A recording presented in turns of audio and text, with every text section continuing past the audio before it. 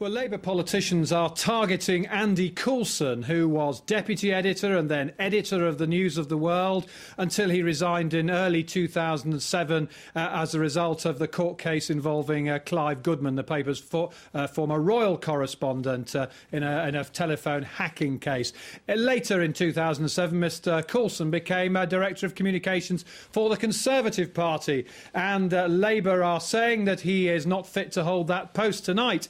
That charge is being led by John Prescott, who is one of the politicians named in The Guardian. The Guardian says that he was one of the politicians who may have been tapped. He was asked this evening if he'd been told by police if he'd been told by police that his phone was tapped. Mr Prescott said absolutely not. I find it staggering. There could be a list known to the police of people who'd had their phone tapped.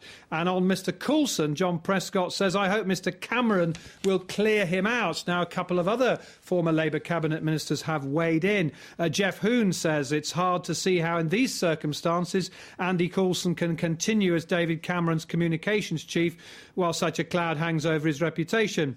David Cameron must make clear what action he intends to take on this matter. And thirdly, Charles Clarke, former Education Secretary and Home Secretary, said David Cameron now has to make his contribution to cleaning up public life by sacking his media advisor Andy Coulson, who's closely implicated in this utterly unacceptable behaviour. Now, privately, senior Labour figures I've spoken to are trying to draw a comparison between this and the Damien McBride emails affair. The big difference, of course, though, is that Mr McBride was forced out over action that he took while he was acting for Gordon Brown, working inside Number 10. This has nothing to do with Mr Coulson and his job with the Conservative Party. It goes back to when he was editor and deputy editor, perhaps, of the News of the World.